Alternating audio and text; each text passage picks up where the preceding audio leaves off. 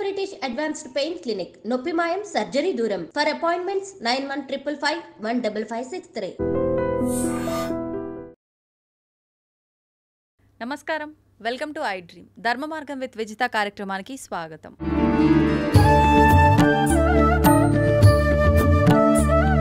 ప్రస్తుతం మనతో పాటు ఉన్నారు సంతోష్ కుమార్ గణపాటి గారు. వారు ప్రవచనకర్త, ఋగ్వేద అధ్యాపకులు, ప్రముఖ ఆధ్యాత్మికవేత్త. ఇప్పుడు వారితో మాట్లాడి మరిన్ని విషయాలు తెలుసుకునే ప్రయత్నం చేద్దాం. నమస్కారం అండి. నమస్కారం అండి. మంగళం మాతో. పురాణ కాలంలో ఆహారం తినే విషయానికి వస్తే ఏం తినాలో ఒకటి అయితే, తినే విషయంలో కూడా చాలా రకాల జాగ్రత్తలు, తినేటప్పుడు మాట్లాడకూడదని రకరకాలుగా పెద్దవాళ్ళు నియమాలు చెప్పేవారు. తినే ఒక పాత్ర కూడా ఉన్నవాళ్ళు అయితే, స్తోమత ఉన్న వాళ్ళైతే బంగారం, వెండి, స్తోమత లేని వాళ్ళైతే రాగి, మట్టి పాత్రలు ఇలాంటివి మాత్రమే యూజ్ చేసేవాళ్ళు. కానీ ఇప్పుడు పరిస్థితుల్లో చూస్తే కనుక స్టీలు, ప్లాస్టిక్, పేపరు రకరకాలుగా వాడుతున్నాం. ధార్మికంగా ఇది ఎటువంటి దుష్ప్రభావాలని ఉత్పత్తి చేస్తుందంటారు? ఎటువంటి ప్రభావం చూపుతుందంటారు మనందరి పైన? ఇప్పుడు మామూలుగా పంచలోహాలను మనకు ఉన్నాయండి. బంగారము, వెండి, రాగి, ఇత్తడి, కంచు. ఈ 5 లోహాలతో తయారు చేసిన పాత్రల్లో మనం భోజనం చేయవచ్చు. పండితులు చాలామంది వెండి కంచంలో భోజనం చేస్తారు. అందులో బంగారు పువ్వు ఉంటుంది. అది చాలా మంచిది పద్ధతి. కంచు కంచంలో చేయవచ్చు. అంటే సహజంగా నేను రాగి కంచం భోజనానికి వాడడం చూడలేదు. బంగారు కంచం చేసేవాళ్ళు ఉన్నారు. బాగా హైయెస్ట్ రిచెస్ట్ పర్సన్స్ బంగారు కంచంలో చేస్తారు. బంగారం సర్వశ్రేష్టం, అందులో సందేహమే లేదు. బంగారం తర్వాత వెండి చాలా గొప్పది. వెండి తర్వాత కంచు చాలా గొప్పది. ఇత్తడి కూడా, ఇత్తడి కంచాల్లో కూడా చేయవచ్చు. రాగి అంటే రాగి ఇత్తడి దగ్గరికి వచ్చేసరికి ఏంటంటేనండి, కొంచెం కెమికల్ రియాక్షన్స్లో కొన్ని తేడాలు ఉంటాయి. అందువల్ల భోజనాలకు కంచాలుగా రాగి, ఇత్తడి వాడినట్లుగా నేను ఎక్కడ గమనించలేదు. కంచు మాత్రం భోజనానికి వాడతారు. అంతవరకు నేను చూడడం జరిగింది. వెండి, కంచు వాడతారు. ఇవి కూడా లేవు. ఇంకా అనేక కంచాలు చెప్పారు. అందులో కొంతమంది, అందరూ కాదు కానండి, యోగులు, సన్యాసులు వాళ్ళు చెక్క కంచంలో తినడం నేను చూశాను. చెక్కతో తయారు చేసిన కంచాలు వాళ్ళకు ఉంటాయి, అందులో తింటారు. మట్టి కంచాల్లో కూడా మీరు తినచ్చు. కానీ దురదృష్టవశాత్తు నేటి రోజుల్లో మట్టి కంచాలు కాస్ట్లీ అయిపోయాయి. అవునండి, అది కూడా సంపన్నులు తినేటటువంటిది అయిపోయింది. కావున మీరు ఏం చేయొచ్చండి, చక్కగా మీరు ఆకులో తినవచ్చు. ఆకులు ఉన్నాయి కదా. మరి స్టీల్ కంచంలో తింటే ఏమిటి దోషము అని అంటే కనుక అది ఇనుము కిందకు వస్తుంది. దురదృష్టవశాత్తు మన వద్ద ఇనుము వాడకం ఎక్కువ అయిపోతుంది. అంత మంచిది కాదు. ఇనుముకి మనం దూరంగా ఉండడం మంచిది. స్టీలు, ఇనుము దాదాపుగా ఒకటే, జాతి ఒకటే. ఇందులో నేను చూసినప్పుడు అల్యూమినియం అసలు పనికిరాదు. అల్యూమినియం అనేటటువంటిది బ్రిటిష్ వాళ్ళ పాలనా కాలంలో ఖైదీల యొక్క శక్తిని, బలాన్ని తగ్గించడం కోసం అల్యూమినియం పాత్రల్లో వాళ్ళకి ఇచ్చేవారు. అంటే జైల్లో ఉన్నంతకాలము కూడా వాళ్ళని బలహీనుల్ని చేసి అప్పుడు వదిలినా కూడా ఇంకా పర్వాలేదు అనే ఉద్దేశంతో భారతీయుల్ని శక్తిహీనుల్ని చేయడానికి ఇచ్చినటువంటి పాత్ర అల్యూమినియం పాత్ర. దాన్ని మనం నేడు నెత్తిన పెట్టుకుని మనం దాన్ని వాడుతూ ఉన్నామండి. అల్యూమినియం అసలే పనికిరాదు. స్టీల్ కూడా మంచిది కాదు. చాలామంది ఏమంటారంటేనండి, మీరు ఇన్ని చెబుతున్నారు, మాకు ఇంక వేరే మార్గం ఏముంది, స్టీల్ అయితే చీప్ కదా అని చాలామంది అనుకుంటారు. కానీ అండి, స్టీలు కంచం ఒక 100 రూపాయలు ఉందనుకోండి, 200 రూపాయలు ఉందనుకోండి. కంచు కంచం మీకు 1000 రూపాయలు ఉంటుంది. స్టీల్ కంచం మీరు ఎంతకాలం వాడతారు, కంచు కంచం ఎంతకాలం వాడతారు? లైఫ్ చూడండి, నాణ్యత ఎక్కువగా ఉంటుంది. మీరు కంచు కంచం మీరు 100 ఏళ్ళు వాడచ్చు, 100 సంవత్సరాలు వస్తుంది మీకు. అంటే 3 తరాలు వాడచ్చు. బోర్ కొడుతుంది. కానీ కంచులో ఇంకొక మంచి లక్షణం ఉందండి. కంచు కంచంలో మీరు భోజనం చేస్తే సౌందర్యం పెరుగుతుంది అని శాస్త్రం చెబుతోంది. ఇలా చెప్పండి. ఇది ఇప్పుడు పెళ్లి కానటువంటి కుర్రాళ్ళు వాళ్ళంతా కూడా తెలుసుకోవాలి. అంటే పెళ్ళైనటువంటి వాళ్ళు అంటే ముఖ్యంగా, మళ్ళీ దానికి వేరే నియమం ఉంది కానీ సరే, అది పక్కన పెడితే కంచు కంచంలో తింటే సౌందర్యం కలుగుతుంది, అందం పెరుగుతుంది. అందువల్లనైనా కంచు కంచంలో భోజనం చేయండి అని నేను చెబుతాను. ఆకుల్లో తింటే అద్భుతమైనటువంటి ఫలాలు. విస్తరాకుంది, అరిటాకుంది, మోదుగాకుంది. తెలంగాణలో మోదుగాకులు బాగా పండిస్తారు. వరంగల్ అటువైపు వెళ్ళిపోతే మొత్తం మోదుగు చెట్ల పంట. ఏమి పుణ్యం చేసుకుందో ఈ భూమి అనిపిస్తుంది. బ్రహ్మవృక్షం అని పేరు మోదుగు చెట్లకు. అలాంటి మోదుగు చెట్లు వేలల్లో పెంచుతున్నారు, వ్యవసాయం చేస్తున్నారు. గొప్ప పుణ్యం అండి అది. బ్రహ్మవృక్షము అని పేరు దానికి. పలాశ వృక్షం అంటారు. కావున మోదుగాకులో భోజనం చేస్తే మేధాశక్తి పెరుగుతుంది. మోదుగ విస్తరాకులో భోజనం చేస్తే ఏకాగ్రత పెరుగుతుంది. చదువుకునేటటువంటి విద్యార్థులు మోదుగ విస్తరాకులో భోజనం చేస్తే కనుక తరచుగా మీకు చక్కగా బ్రెయిన్ చాలా షార్ప్ అవుతుంది అని నేను చెప్పదలుచుకున్నానండి. మోదుగాకు రూపాయో రెండో ఉంటుంది. నెలకి మీరు 60 రూపాయలు 70 రూపాయలు ఖర్చు చేస్తే మీకు రోజు వచ్చేస్తుంది. మాకు మోదుగ విస్తరాకులు దొరక్క మేము బాధపడుతూ ఉంటాం. ఇక్కడ తెలంగాణలో మోదుగ విస్తరాకుల పరిశ్రమలు బాగా ఉన్నాయి. కావున మోదుగ విస్తరాకులు వాడండి. అరిటాకులు వాడినా బాగుంటుంది. రోజుకు రూపాయి. అరిటాకు కూడా ₹1 కదండి ఉన్నది. లేదా కంచు కొంచెం ఒక్కసారి తీసుకుంటే మీరు 20 ఏళ్ళు వాడచ్చు. ఇప్పుడు దొరుకుతున్నాయండి కంచు పాత్రలు ఎక్కువగా? మీ కంచు కంచాలు ఉంటున్నాయండి. మా ఇంట్లో కంచు కంచాలు ఉన్నాయి. 900, 1000 అలా ఉంది దాని యొక్క ధర.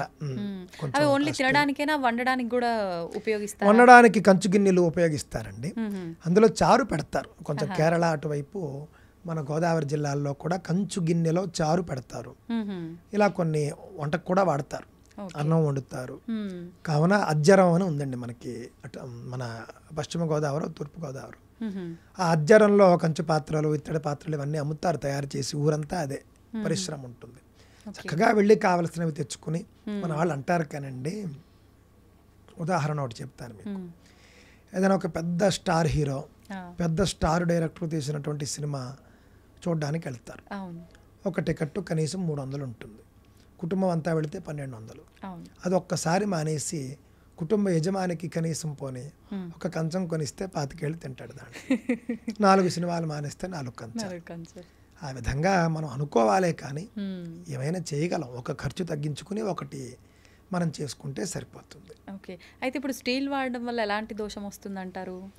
అంటే స్టీలు అనేటటువంటిదండి ఇనుము అని ఇందాకే చెప్పాను నేను. ఇనుము అనేది ఎప్పుడూ కూడా ఆ ఇనుము పాత్రలో తినడం అనేది మనకు అంత ఆరోగ్యకరం కాదు శాస్త్రపరంగా. మీరు గమనించి చూస్తే నేను మీకు ఒక విషయం చెబుతాను. కోవిడ్ రోజుల్లో అమెరికాలో ఏం చేశారంటేనండి, ఆసుపత్రుల్లో ఇనప మంచాలు ఉంటాయి కదా మామూలుగా. ఇనుము వైరస్ని, బ్యాక్టీరియాని వీటన్నిటిని ఎక్కువగా స్ప్రెడ్ చేస్తుంది అని వాళ్ళు గుర్తించి కోవిడ్ రోజుల్లో ఇనప మంచాలు తీసేసి కాపర్ అంటే రాగి మంచాలు పెట్టడానికి ప్రయత్నం చేశారు అని పత్రికల్లో వచ్చింది. అంటే ఇనుము సంబంధమైనటువంటి లోహాలు బ్యాక్టీరియాని ఎక్కువగా స్ప్రెడ్ చేస్తాయి, ఎక్కువగా వాటిలోకి లాక్కుంటాయి. అందువల్ల అంత మంచిది కాదు, రోగకరం అని శాస్త్రాలు చెబుతున్నాయి. సైన్స్ కూడా చెబుతున్నట్లుగా మనకు అర్థమవుతూ ఉన్నది. అదే మీరు రాగి, వెండి, కంచు వాటికి సంబంధించి గూగుల్లో చూడండి. ఏదో నా మాట అని కాదు, వాటికి ఉండేటటువంటిదంటే 24 గంటల లోపల మనం వేసే పదార్థం అంటే ముఖ్యంగా రాగిలో మనం నీళ్లు పోస్తాం. నీళ్ళలో ఉన్న బ్యాక్టీరియానే చంపేస్తోంది రాగి.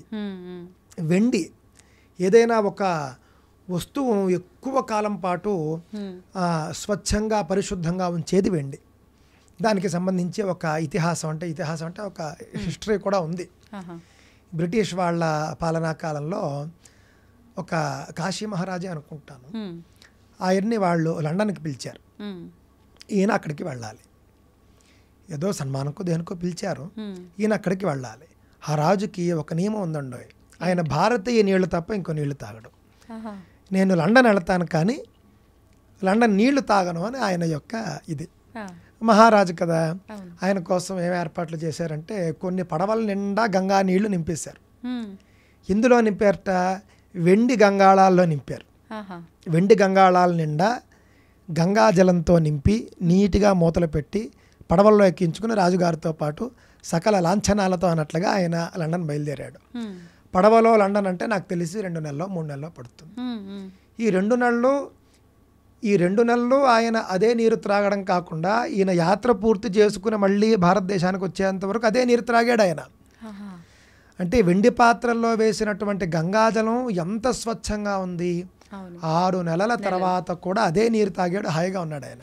ఇంగ్లీష్ వాళ్ళు ఇది చూశారు, గ్రహించారు, ఇదేమిటి ఇదేదో అద్భుతంగా ఉంది, 6 నెలల పాటు నీరు పాడవకుండా ఉండడమా అని తర్వాత రోజుల్లో దాని మీద పరిశోధన చేసుకుని రాయల్ ఫ్యామిలీస్ అంతా కూడా వెండి పాత్రలు వాడడం మొదలెట్టారు.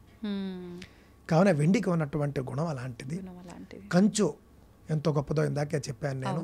పంచలోహాల్లో దేన్ని వాడుకున్నా కూడా మీకు బ్యాక్టీరియా అనేది పెరగదు, చాలా గొప్పగా ఆరోగ్యం కలుగుతుంది అనే విషయాన్ని దృష్టిలో పెట్టుకోండి. ఓకే. అయితే తినేటప్పుడు కూడా కొన్ని నియమాలు చెప్తుంటారు కదండి పెద్దవాళ్ళు, కిందే కూర్చొని తినాలని చెప్పి, మాట్లాడకూడదు అని చెప్పి. నిజంగా ఎందుకు ఇవన్నీ, ఎందుకు మాట్లాడకూడదు? మాట్లాడకపోవడం అనేదండి, భోజన కాలంలో మౌనంగా ఉంటే పితృదేవతలు అనుగ్రహిస్తారని శాస్త్రం చెబుతోంది. అలాగే ఆయుర్వేదంలో కూడా మీరు చరక సంహిత అనుకుంటారు, చరక సంహితలో చూస్తే భోజన సమయంలో మాట్లాడకుండా తినాలి అని కూడా ఉంది. అధిక ప్రసంగం చేయకూడదని. అంటే ఒక్కొక్కసారి మీరు గమనిస్తే పేపర్లలో మనం చదువుతూ ఉంటాం, భోజనం చేస్తూ మాట్లాడుతూ ఏదో అడ్డుపడిపోయి చచ్చిపోతాడు. అవును అవును. మాట్లాడకపోతే అసలు ఇబ్బందే లేదు కదా, ఏదో అడ్డుపడిపోతుంది ఇక్కడ, అది అంత మంచిది కాదు అని ఒక ఉద్దేశం. ఆధ్యాత్మికంగా చూస్తే భోజన కాలంలో మాట్లాడకపోతే పితృదేవతల అనుగ్రహం కలుగుతుంది. చాలామంది పితృదోషాలు ఉన్నాయండి, నిన్న కూడా నన్ను చాలామంది అడిగారు పితృదోషాలకు మేము ఏం చేయాలి పరిహారం అంటే, మాట్లాడకుండా మీరు భోజనం చేస్తే 1 సంవత్సరం పాటు కనీసం దాన్నే వ్రతంగా తీసుకుని పితృదేవతల అనుగ్రహం మీకు కలుగుతుంది. ఈ దోషాలన్నీ తొలగిపోతాయంటారా? అంటే పితృ సంబంధమైనటువంటి దోషాలు తొలగి వాళ్ళు మిమ్మల్ని అనుగ్రహిస్తారు అనేది మనకి శాస్త్రాల్లోనే కనిపిస్తోంది. అదేవిధంగా మీరు ఇంకొక విషయం అడిగారు, కింద కూర్చుని భోజనం చేయాలని చెబుతారు అని. మీరు ఒక్కసారి ఆయుర్వేద గ్రంథాలు పరిశీలించి చూస్తే నేల మీద సమదేహుడై సుఖాసనంలో కూర్చోవాలి అని శాస్త్రం చెబుతున్నది. సమదేహుడు అంటే ఏమిటి అంటే, చక్కగా మనం ఇలా స్ట్రైట్గా కూర్చోవాలి. అంటే ఏదో కొంచెం అడ్డదిడ్డంగా కూర్చోవడం, ఇటు వంగి కూర్చోవడం అలా కాకుండా, అంటే మనం నోట్లో పెట్టుకున్నటువంటి ఆహారం సులువుగా మనకు లోపలికి చేరేట్టుగా మనం కూర్చోవాలి అని అక్కడ ఉద్దేశం అండి. అందువల్ల కుర్చీల్లో కూర్చుని తినడం అనేటటువంటిది సుఖాసనం కాదు కాబట్టి అది అంత మంచిది కాదు అనేది ఆయుర్వేదం కూడా చెబుతూ ఉన్నది. నేల మీద ఒక ఆసనం వేసుకుని, మఠం వేసుకుని చక్కగా సుఖాసనంలో పూజకు మనం ఏ విధంగా కూర్చుంటామో ఆ విధంగా మనం భోజనానికి కూర్చుంటే కనుక ఆరోగ్యానికి చాలా మంచిది అని మనకు ఆయుర్వేదమే చెబుతుంది. ఓకే. అయితే మనం భోజనం చేసే విషయంలోనే, పాత్రల విషయంలో ఇంత జాగ్రత్తలు తీసుకోవాలన్నప్పుడు భగవంతుడికి ఆరాధన చేసే విషయంలో కూడా చాలామంది స్తోమత ఉంటే వెండి, లేదంటే మనం దానికి ఆల్టర్నేట్గా ఏదో ఒకటి పెద్దవాళ్ళు చెప్తూ ఉంటారు. కానీ చాలామంది స్టీల్ పాత్రలు కూడా వాడుతూ ఉంటారు. నిజంగా అలా చేయటం వల్ల ఫలితం ఉంటుందంటారా, పూజ చేసిన ఫలితం? అంటే కొంచెం అంటే తక్కువ ఫలితం వస్తుందండి. అంటే ఇప్పుడు మీకు ఏ శక్తి లేదు, ఉన్న దాంట్లో పెట్టుకున్నారు, అక్కడ భక్తిగా చూస్తాడు భగవంతుడు. కానీ మీ వద్ద అన్నీ ఉండి కూడా భగవంతుడి వద్ద నైవేద్యాలకు మీరు స్టీల్ పాత్రలు వాడడం అనేది మంచిది కాదు. మీకు అంతకు మించి స్తోమత లేకపోతే సరే, ఆయన ఎందులో పెట్టుకున్నా తింటాడు, ఆయన ఎందులో పెట్టినా కూడా తింటాడు. కానీ ఆకుల్లో నైవేద్యం చేయొచ్చు కదా, ఆయనే వద్దంట కదండి. బంగారు వెండి కంచు కంచాలు పెట్టక్కర్లేదు, మీరు రూపాయి అరిటాకులో నైవేద్యం పెట్టండి, ఎంత మంచిది, గొప్పగా ఆయన అనుగ్రహిస్తాడు. నిజానికి ఆయనకి ఇందులో పెడితే ఆయన అనుగ్రహించడు, అందులో పెడితే అనుగ్రహిస్తాడని కాదు, అది మళ్ళీ మనమే తింటాం.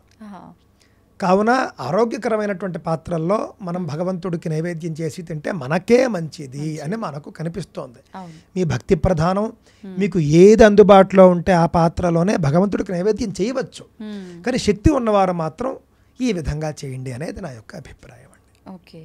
అయితే ఇప్పుడు చాలామంది మనం చూస్తున్నాము, అంటే స్వామీజీలే అనొచ్చు, వాళ్ళని ఏమనొచ్చో తెలియదు కానీ, మేము హిమాలయాల్లో తపస్సు చేశామని, శంబల అనే ప్రాంతాన్ని మేము చూసామని, అక్కడ అశ్వత్థామ బతికే ఉన్నాడని, ఆయనతో మేము మాట్లాడామని రకరకాలుగా చెప్పుకుంటూ వస్తున్నారు. ఈ మధ్య మనకు ఆ సినిమా వచ్చిన తర్వాత కూడా ఇంకా అశ్వత్థామ గురించి ఎక్కువగా మాట్లాడడం జరుగుతోంది, ఆయన ఇంకా బ్రతికే ఉన్నాడని చెప్పడం కూడా జరుగుతోంది. నిజంగా ఇదంతా నిజమే అంటారా అండి?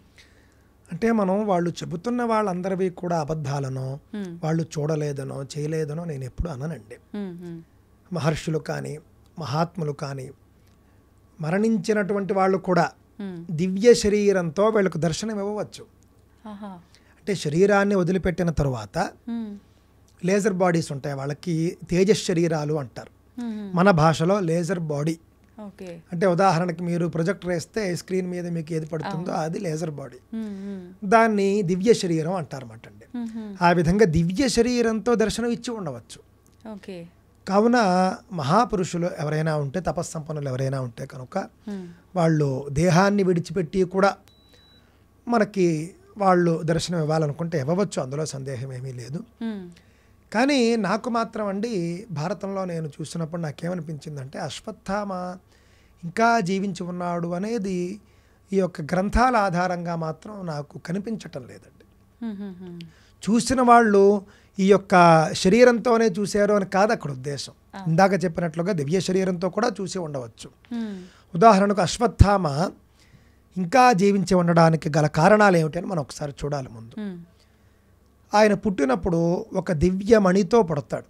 ఇక్కడ ఉంటుంది శివుడికి 3వ కన్ను ఉన్నట్లుగా ఆయనకి ఇక్కడ ఒక మణి ఉంటుంది. ఆ మణి యొక్క ప్రత్యేక లక్షణాల్లో ఆ మణి ఉన్నంత కాలము ఆయన ఎవరూ చంపలేరు, ఆయన వద్దకు మరణం రాదు. కావున ఆ మణి ఉంటే ఆయన అసలు మరణించడు. సరే, ఆయన చేసినటువంటి తప్పులు పాపాల కారణంగా ఆ మణిని వీళ్ళు పాండవులు తీసేసుకుంటారు. అంటే వ్యాస మహర్షి స్వయంగా పాండవులకి ఇచ్చేయమని అశ్వత్థామకే చెబుతాడు. అప్పుడు అశ్వత్థామ ఆ మణి తీసి ధర్మరాజుకి ఇచ్చేస్తాడు. ధర్మరాజు ఆ మణిని ద్రౌపదీ దేవికి ఇస్తాడు. ఆవిడ భారత సామ్రాజ్ఞి, భారతదేశానికి ఆవిడ మహారాణి, ఆవిడ వద్ద ఉండాలి అని ఆవిడకు ధరింపజేస్తాడు. కావున అశ్వత్థామ వద్ద మణి లేదు. కావున అశ్వత్థామకు ఇంకా మరణం ఉంది అని అక్కడ అర్థం. కానీ కృష్ణుడు అశ్వత్థామకు ఒక శాపం ఇస్తాడు. ఏకంగా ఉత్తరాగర్భం మీద కూడా అస్త్రం వేస్తాడు. ఈయన గర్భంలో ఉన్న పిండాన్ని కూడా చంపేస్తానన్న మహాపాపం. రాత్రి పడుకున్నప్పుడు వాళ్ళని పాండవ పుత్రుల్ని చంపేస్తాడు. అలాగే కడుపులో ఉన్నటువంటి ఆ యొక్క పిండాన్ని కూడా చంపడానికి అస్త్రం వేస్తాడు. అంతకు మించిన పాపం లేదని భావించినటువంటి కృష్ణ పరమాత్మ నువ్వు ఒక్కసారిగా నువ్వు మరణించకూడదు అని భావించి ఆయన ఏమంటాడు, కలియుగంలో 3000 సంవత్సరాల పాటు కుష్ఠు వ్యాధితో నీ శరీరం అంతా కూడా ఆ కుష్ఠు పుండ్లు అవన్నీ కూడా ఉన్నప్పుడు వాటి నుండి రక్తం అదంతా కూడా చీము నెత్తులు కారుతూ ఉండగా కలియుగంలో 3000 ఏళ్ల పాటు నువ్వు భూలోకంలో తిరుగుతావు. నీ వద్దకు ఎవడూ రాడు. నీ వద్ద నుండి దుర్గంధం, చాలా వాసనలు వస్తూ ఉంటాయి. ఆ విధంగా కలియుగంలో 3000 ఏళ్ళు నువ్వు ఉంటావు అని ఆయన శపించాడు. శపించినప్పుడు 3000 ఏళ్ళ శపించినప్పుడు కలియుగంలో 3000 ఏళ్ల వరకు ఆయన ఉంటాడు అనేటటువంటి చిరంజీవిత్వం ఆయనకు వచ్చింది.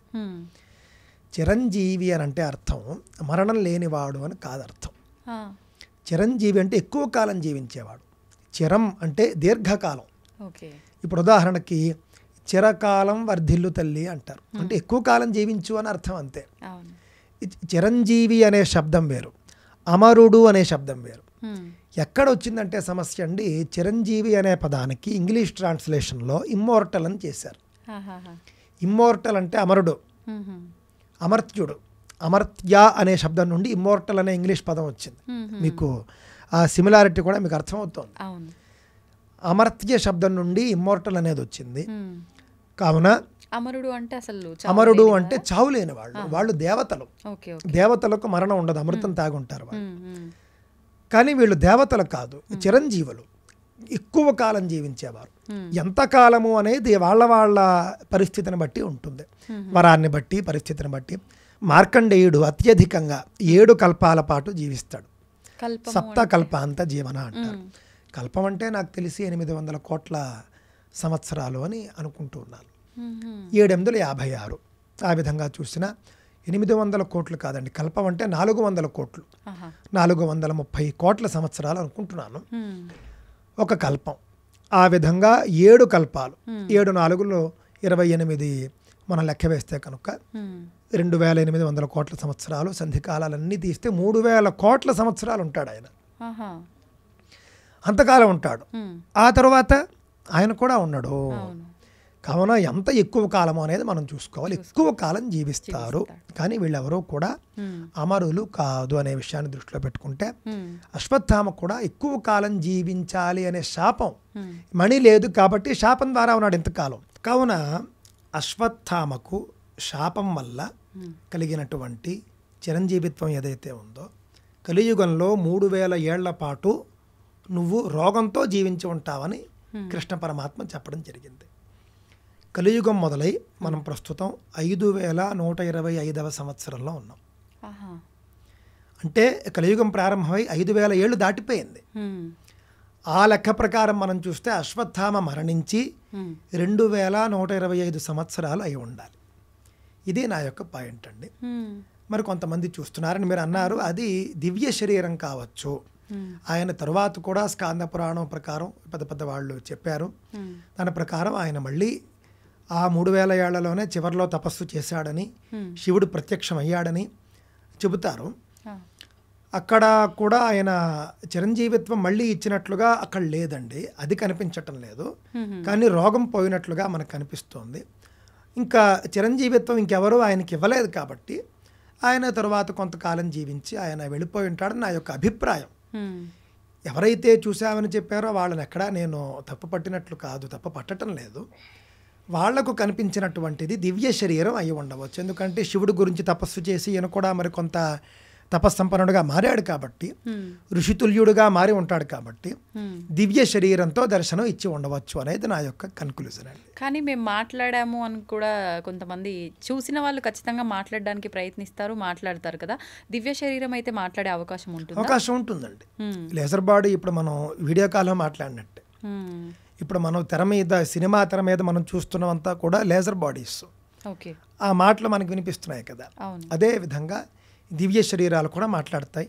ఆ విధంగా మాట్లాడి ఉండవచ్చు. ఇప్పుడు అలా అంటే సామాన్య మానవులు వెళ్ళినా కనిపిస్తారా ఒకవేళ ఉంటే? లేదు అంటే చాలా రకాల సాధనలు తపస్సులు చేసిన వాళ్ళకే కనిపిస్తారా? సామాన్య మానవులకు కూడా అలా ఉంటే కనుక కనిపించే అవకాశం ఉంది.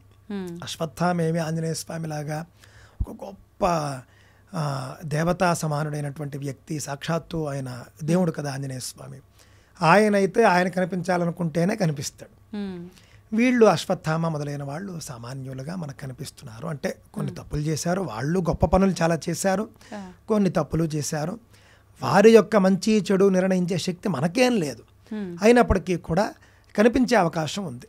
ఎవరికైనా వాళ్ళు కనిపించవచ్చు, వాళ్ళకేమీ పెద్దగా ఇది లేదు. ఓకే. అయితే ఇప్పుడు శాపం ఉంది అని అంటే శాపం నుంచి విముక్తి పొందుతుంటారు. ఆయనకు విముక్తి పొందడం అనేది అంటే ఇంకా డైరెక్ట్ చావేనా?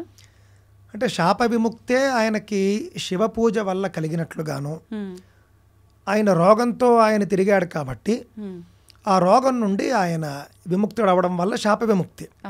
మణి లేదు కాబట్టి ఇంకా ఆయనకి మరి చిరజీవిత్వం లేదు. శరీరం ఒకవేళ ముసలివాడైపోతే ఆయన కూడా పోతాడు, అంతే. ఆ విధంగా నా యొక్క అభిప్రాయం. మొత్తానికైతే మీరు కూడా ఒక క్వశ్చన్ మార్క్లో పెట్టేశారనమాట ఇప్పుడు అందరినీ. అశ్వత్థామ బతికే ఉన్నాడు అని నమ్మే వాళ్ళకి మీరు చెప్పిన ఆధారాలను బట్టి బతికి ఉండడేమో అనిపిస్తోంది. అసలు నిజంగా ఏంటనేది ఇంకా భగవంతుడికే తెలియాలి. చూద్దామండి. ఇంకా ఈ వీడియోకి వచ్చే కామెంట్లు, స్పందనలు, చర్చల్ని బట్టి మళ్ళీ మనం తదుపరి కూర్చున్నప్పుడు తప్పక చర్చిద్దాం. తప్పకుండా అండి. సంతోషం అండి. చాలా మంచి విషయాలు, చాలా చక్కగా అద్భుతమైన వివరణ ఇచ్చారు. ధన్యవాదాలు. స్వస్తి, మంగళం మహత్.